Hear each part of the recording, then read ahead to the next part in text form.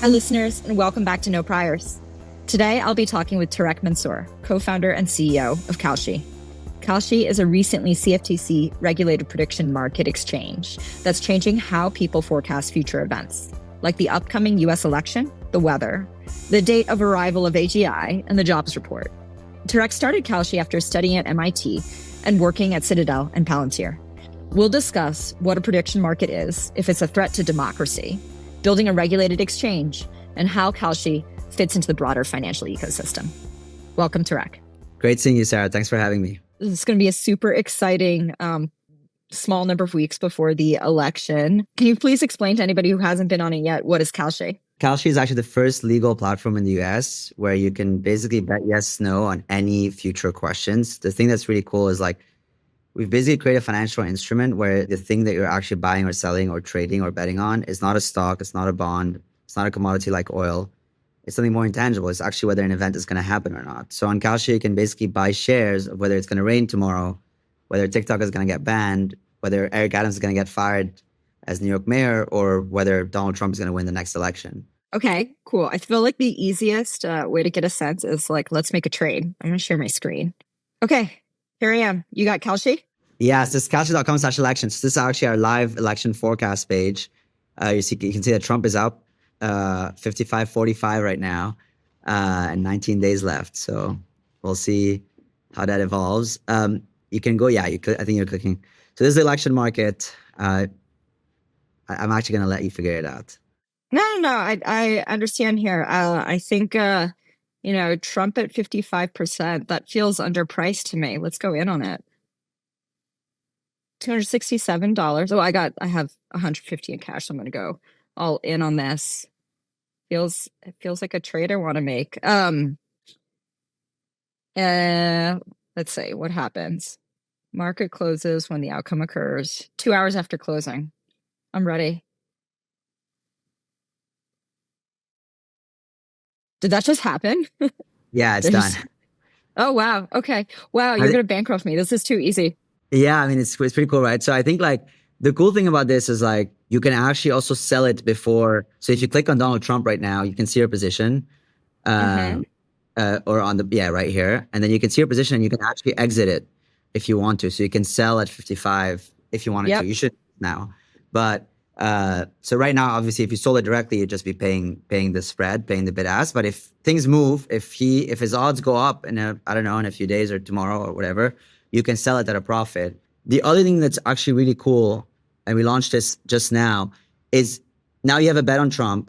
You also basically get paid interest on that bet. So it gets deposited in money markets, in U.S. Treasuries, and you get paid 4.1% interest while sitting there waiting. And so it's cool because usually people say hey, these are kind of zero-sum type things, you either win or lose. Whereas in here, whether you win or lose, you're getting paid interest while waiting. Excellent. I will go deposit more of, my total wealth given money market accounts now. You recently were involved with a long-term kerfuffle with the CFTC to get regulated trades on political events. So you've been at this for, I think, 6 years as a company? Yeah, 5 and a bit, yeah. 5 and a bit, okay. It's a totally insane thing to try as a startup to, go up against the CFTC. Can you talk about that?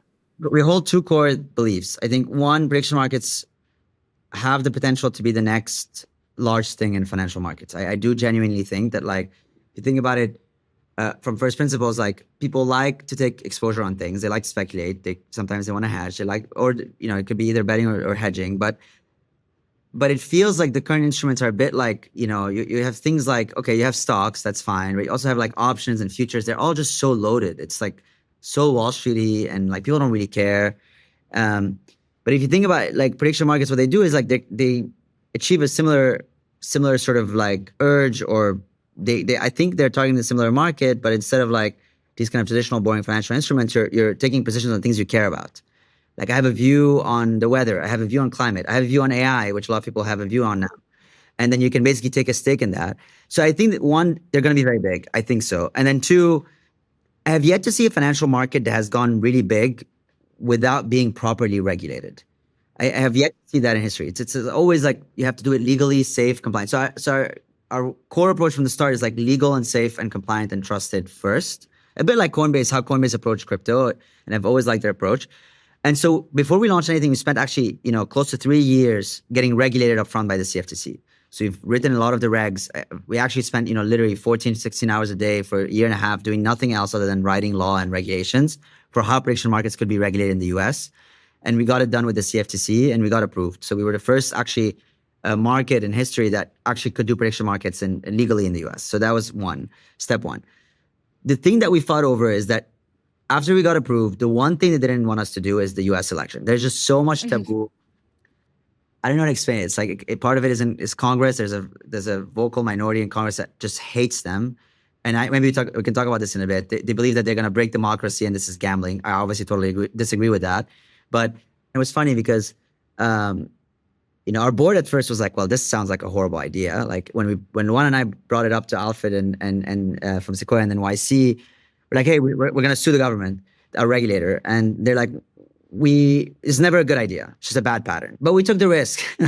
And it was brutal. It was really brutal. Like going up against the federal government is super tough because it's like the balance of field is so tilted. The standard to win for you is so much higher than the standard to win for the government. But we won. And winning felt pretty good. I think the win was worth all the years of pain. And I think maybe this is how it is for, I think, any entrepreneurial journey. It's like you go through all the pain for so long, you have to endure, and then the highs are so high that it makes it all worth it. So we won this month. And the cool thing now is like, it's the first time in 100 years that betting on the election, trading on the election is actually legal in the US. It's finally back to actually being legal. And this time it's actually regulated. And we're the only ones that can run it. So you just, I think, like seeded a whole bunch of threads that we should talk about. Like, what is, maybe we'll start with one that I think is important. What is the argument against trades on elections? Like, what is the sort of ruining democracy concern? Yeah, it's two arguments. One, there's a question like, is this gambling? And then the second one is, could they ruin the perception of elections? Is there reflexivity in this? Exactly. Reflexivity. I think that's the right term. Like, could some weird thing go in a loop? And so let me address one by one. So I think the gambling piece is super interesting. I love history and I really love financial history. Like when I got into the business, one of the big reasons, like I loved sort of how did we come up with all these instruments? I worked at Goldman Citadel. Have you ever been to a Goldman Sachs trading floor? Or any trading? I used to work at Goldman, so yes. Oh, okay, so great. So I mean, you see, like it's so weird. Like you have like hundreds of traders sitting behind laptops trading things like options and swaps. And the question that always comes to mind is like, how do we get here? Like it's insane. But the thing that's interesting is most financial instruments, really the vast majority, in the early days they were called gambling. Like that was the consistent thing against it. It's like a form of speculation or gambling, and that's bad for society. And the example I love to quote when it comes to the gambling piece is like, so in 1905, when grain futures got legalized in the US, it was a Supreme Court decision. And grain futures now, we think of it as like the most boring, like financial, like, hedging, farmers, like, But at the time, they actually would call it gambling. It was like this new asset that people were like, hey, a lot of people are speculating, so it shouldn't be allowed. And then the court decided like, no, fine, some speculation is happening, like it does happen in the stock market, but that doesn't mean these markets are not important. And I think it's the same thing here. It's like, it's crazy to me to think that like, taking a position in the election is the same thing as like betting on a dice roll. Like that doesn't make any sense to me. Elections are real. That people have economic consequences coming out of the elections, and people may want to hedge it, or people may want to. Even the forecast is important enough for these markets to exist. I think actually it's like worth contextualizing a little bit, like why futures exist to begin with. Yeah. Right. You mentioned like hedging, but just to sort of complete the basic story there, like going all the way back to like Japan, Dojima Rice Exchange, like the original function of futures markets, as I understand them, was like for farmers to hedge price changes, right? Even before 1905 US grain futures. And so smoothing out or allowing people who have real economic stake in something to protect themselves was the original premise.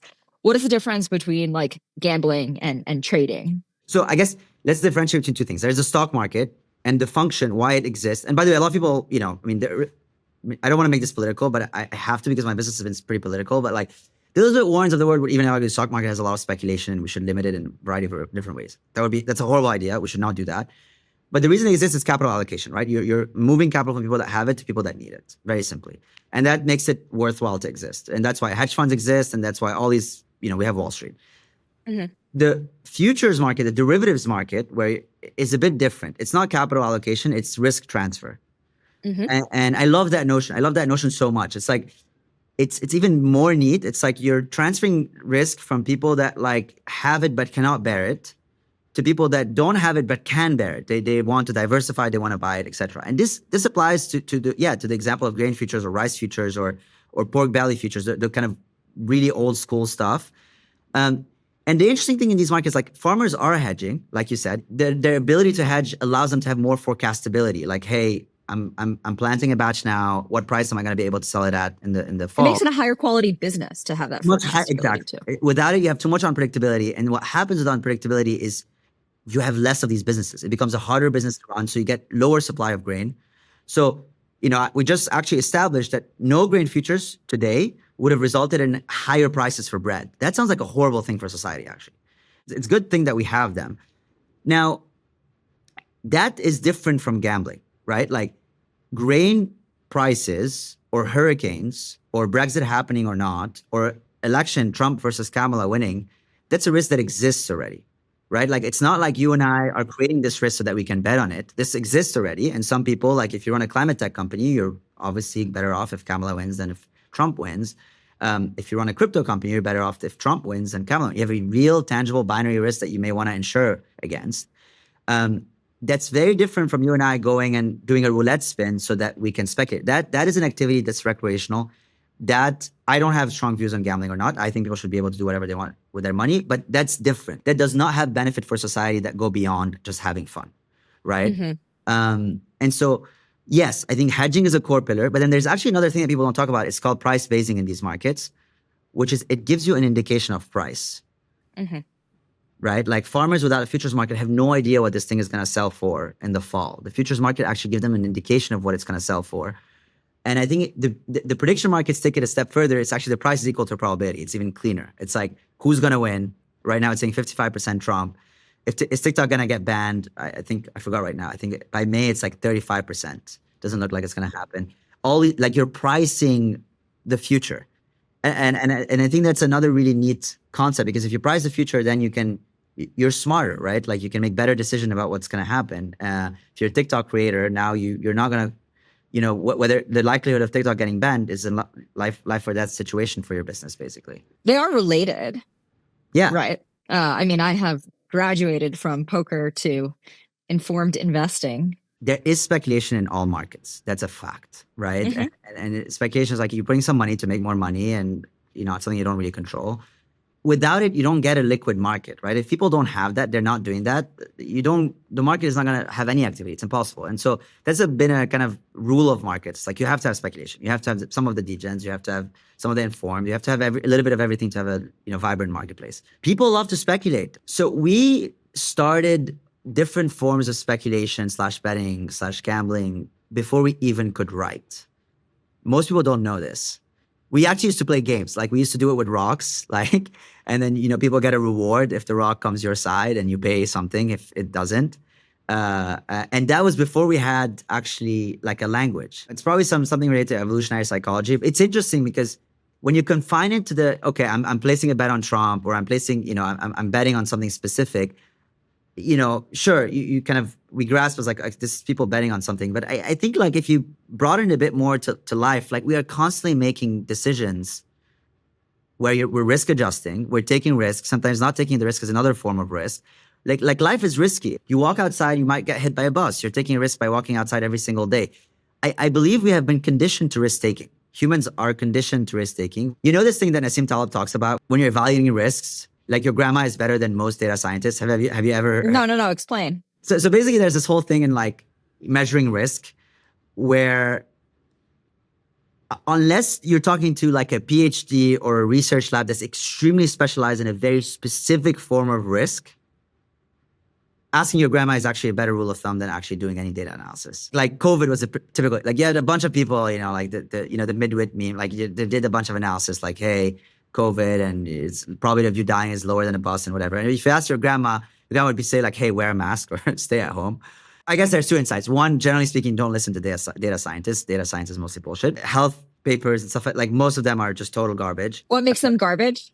It's just so easy to fit the data, and it's so hard to actually make sure, like, check how the data and like it's just reproducibility and just reproducibility. So the sampling is, and even if it's reproducible, there's so many things that could go wrong, and the incentives are off, and you have to publish in Nature, so you have to do all sorts of weird things.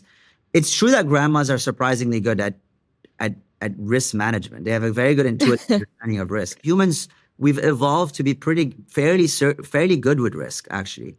And even current society actually rewards risk takers better than non-risk takers, right? Like, you see it everywhere. Is it actually that much more risky to place a bet on something you're interested in, or even something that's totally garbage, like, in a casino, than starting a company? Like, I think about these things a lot. Like, I would argue starting a company is even crazier. So how do casinos actually advertise their products? They like show you the one person that made $300,000 in the slot machine. People get excited and everyone goes and does it. And, everybody knows the odds, etc. YC kind of does the same thing if you think about it. Like, they show like Airbnb and Coinbase, and then you have like a flock of people basically going in to start a company. Now, the big difference is obviously starting a company is actually net positive for society versus like playing on a slot machine is not. But I'm talking more about the notion of risk. Like, we all love taking risks. It's just more fun. Living a life where you're taking risk is just such a superior life than one where you're just not taking any. Right? So yeah, take more risks. I'm taking a lot.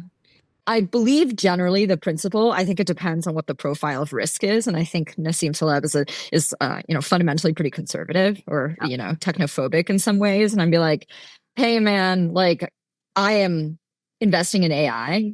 My grandma cannot take these risks. Right. So I think it depends. I mean, he's more on the short side. He's like more the pessimistic, negative side. Kalshi is just a fascinating business. You used to work at Citadel. Yeah. You are starting this market from scratch. I think the day we are talking, like, there's 16 million in on the election plus my $150. Yeah. Talk a little bit about how you think about designing a healthy market.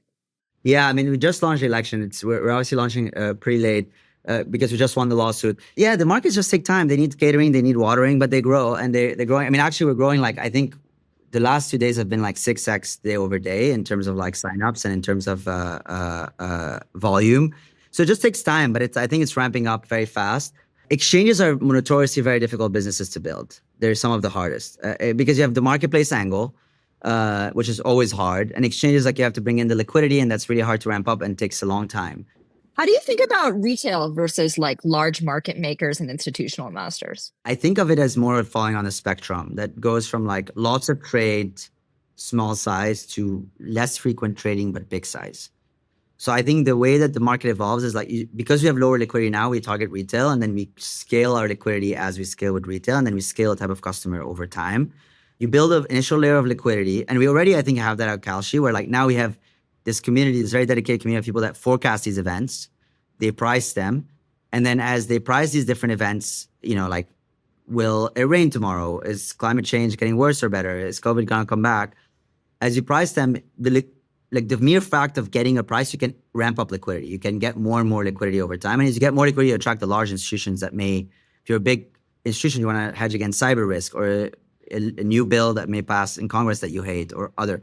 So it's, I think, a progression. That's how we think about it. Election specifically, we're seeing a lot of institutional flow. It just said like we're a bit late in the game, but the institutions take time. Compliance take time to onboard, but we're seeing a lot of institutional flow. There is demand for like $10 million, $20 million. Actually, there is demand even up to $100 million trades. We have 3 weeks, so we're going to have to figure out if we have enough time with their compliance departments to onboard to Kalshi. But if we do, I think we'll see $100 million trades. It's going to be really cool. How do you think about leverage? So there's a few things. Like, this is a risk-on product, right? This is not like if you buy, S&P, it doesn't move like maybe like 0.5% on a typical day, right? It moves more like 10% on a typical day. So it's already pretty volatile. We have been thinking about how could we basically introduce margin and leverage into the system, because when you introduce leverage, there's more trading, right? Like $1 can create much more trading activity. And we want to introduce more leverage over time. But the system gets riskier. A little bit of context. So we own now, as of this year, actually, one of the, like, there's a handful of clearinghouses in the US that can actually clear, that can move and hold dollars for trading derivatives. Like, this happened after 2010. So when the crisis happened, Dodd-Frank came in and says every like trading of derivative has to go through central clearinghouses. And the reason for that is, like, you and I cannot trade with each other anymore like banks used to do. We can be counterparties, because and what happened at the time is I defaulted, then you defaulted, then Alfred defaulted, then Kelly defaulted, everybody started defaulting, all the banks defaulted, and it was bad for the entire economy. Now it's all centralized in one place where the US government can see the risk, and then that one place can basically like manage that risk appropriately. That's clearinghouses. So we actually, as of this year, we own one of the handful.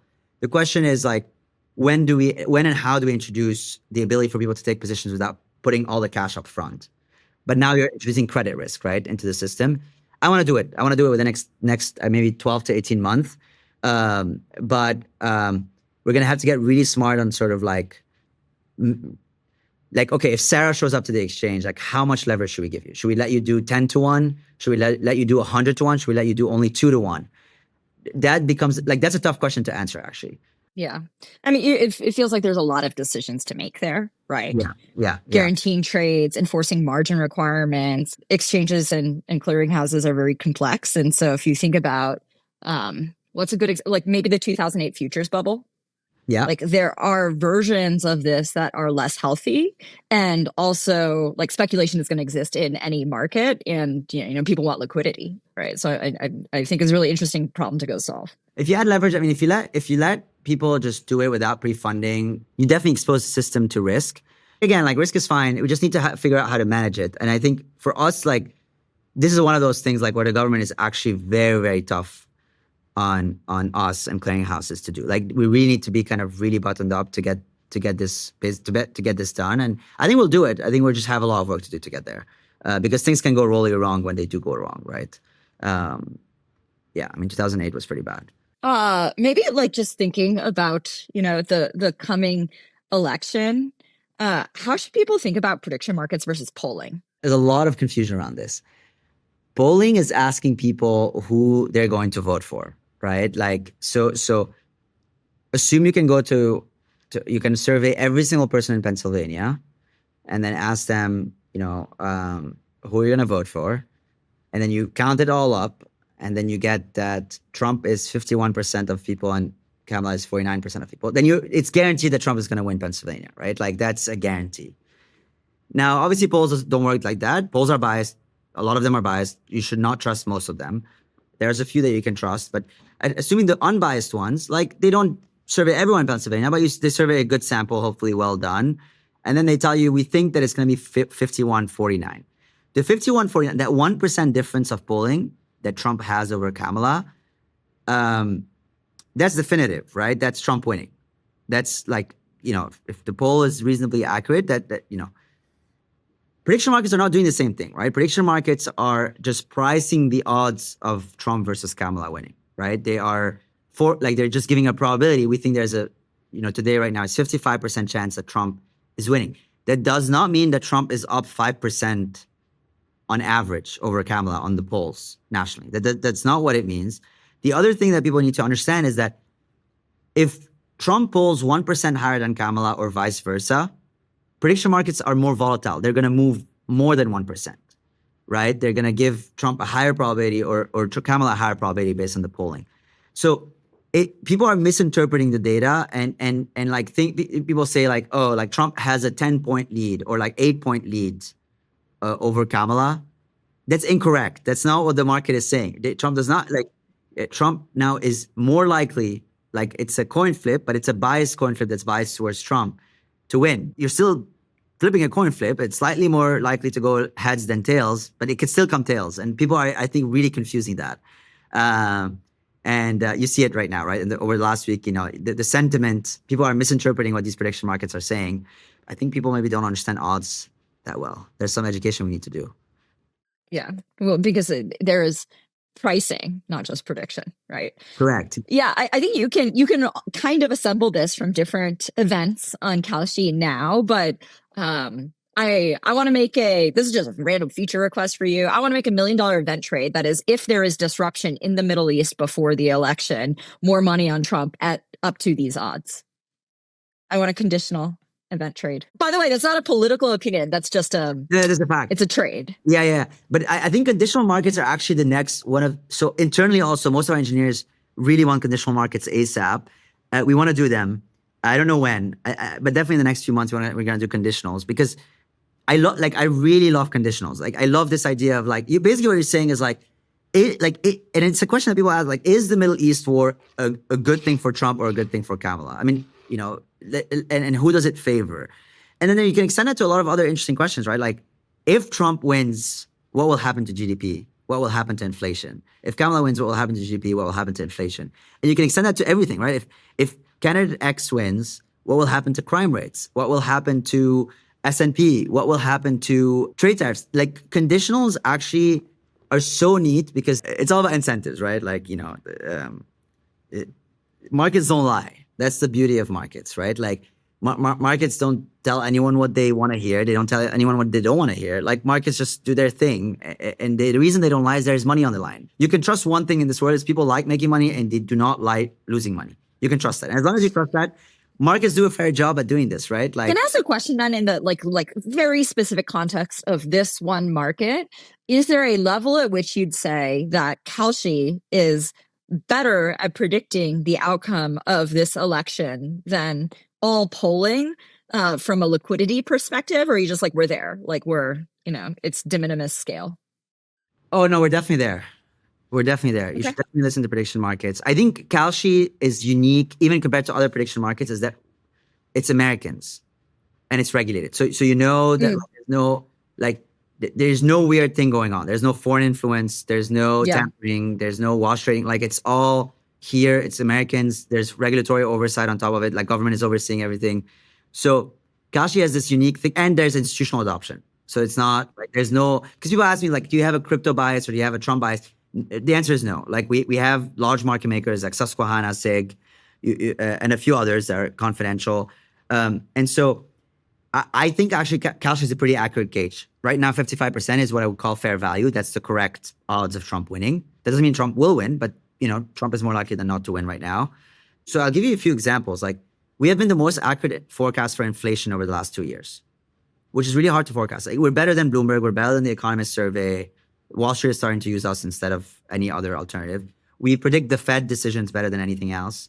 We predicted TikTok. We predicted Boeing CEO and what was going to happen to him. We predicted the Omicron wave more accurate than any alternative. And then you have a long tail, like, we predict the weather these days. Like, we can predict daily weather more accurately than most weather stations.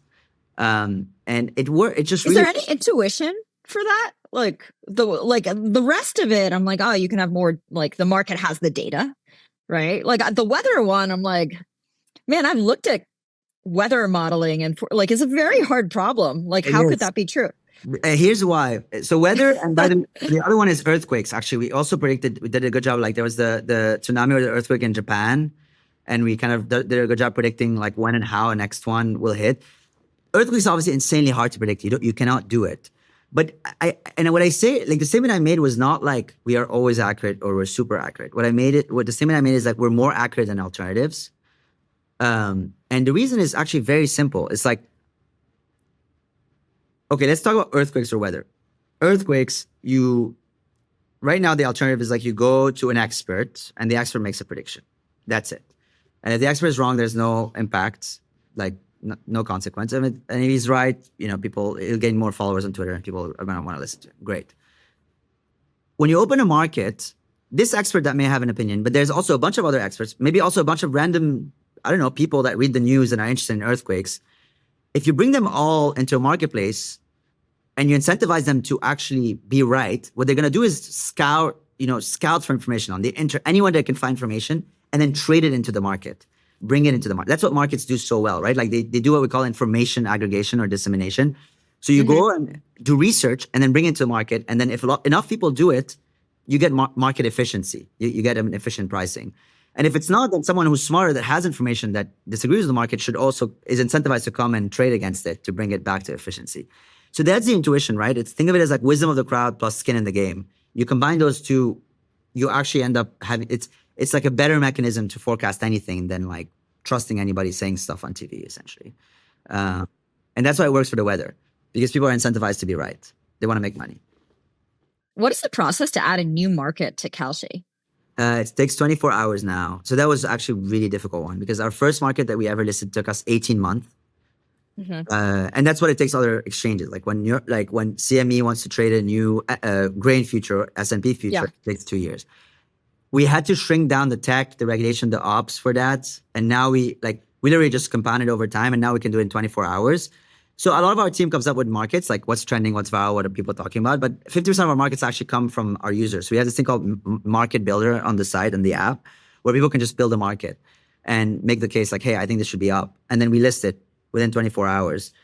It's weird because if you know whether the movie is going to be good or not beforehand, now you have a forecast of whether a movie is going to be good or not before it gets released. If it's bad, now the movie producers are not going to be able to juice the week of box office before the reviews go out, essentially. So weirdly, now you're applying market efficiency up front. So you stop wasting people's time and money if they think the movie is going to be bad. Yeah, that's a fun one. So I assume working at Kalshi, you cannot make trades on Kalshi. I can't. Yeah. Are you allowed to describe the trades you are interested in or would make? Yeah, I can. I mean, actually, I cannot trade on Kalshi. I can't trade on any instrument other than stocks because I run a regulated exchange. Okay.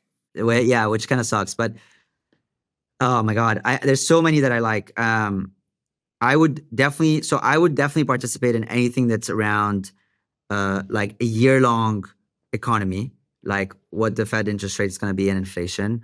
I love all things around tech.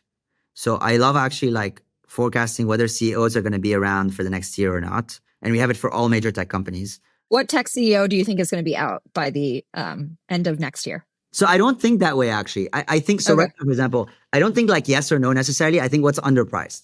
I think Elon leaving Tesla is pretty underpriced. Or like stepping down and having someone run it.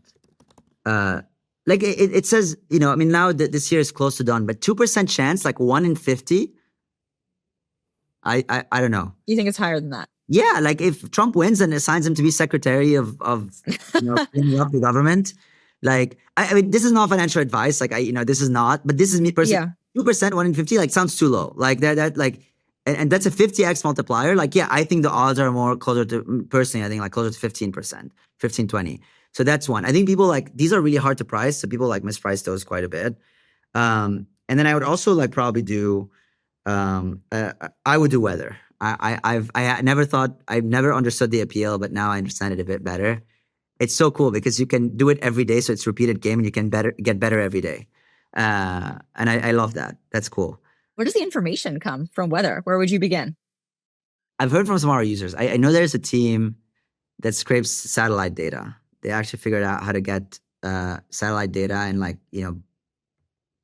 but it's not just about like what the weather is going to be. It's like a bunch of atmospheric things, and then they correlate it with what the weather is going to be. So I think that's one. There are interesting things around like you can basically create a bunch of time series, like basically cyclical climate patterns. Like you can model, like it's all about modeling. Okay, how the climate cycle looks like and seasons, and like there's different frequencies for seasons and daily fluctuation, then also like yearly and decade long fluctuations, then also like this millennium. So you can do a lot of stuff like that. But then after that, you just have to tweak and search and research and find niche places where people like to make predictions. And there's a lot to do there. Do trading firms recruit off of Kalshi leaderboards yet? Yeah, they do. Okay, yeah. They do. They asked us a lot also, but I mean, there are people that consistently, like there are people that are making hundreds of thousands of dollars a month on weather alone. The dude who's forecasted inflation the best. So we have hedge funds, we have prop shops, we have Wall Street people, everybody.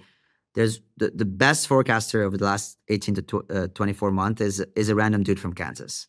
Never traded in his life, just likes to read the news. And this man just knows what inflation is going to be. Like it's insane. It's awesome. It's incredible, yeah. But they do cool stuff. Like not him, but there's a team that correlated, for example, like how late the lights are on at the BLS with that's so funny. the jobs data. Yeah. I mean, how do you even come up with that? I don't know, but people come up with stuff like that. Well, this is so cool. I love the idea of opening the aperture of the types of risks that people can go price in the world and transfer. And so it's good to hang out. I'm such a nerd about markets, and it's a really cool thing you guys have done. This is really fun. I love doing the pod. Thanks so much for having me. This was really, really fun. Congratulations on the progress so far, and good luck to all our Kalshi traders on the election. Find us on Twitter at NoPriorsPod. Subscribe to our YouTube channel if you want to see our faces. Follow the show on Apple Podcasts, Spotify, or wherever you listen. That way you get a new episode every week. And sign up for emails or find transcripts for every episode at no-priors.com.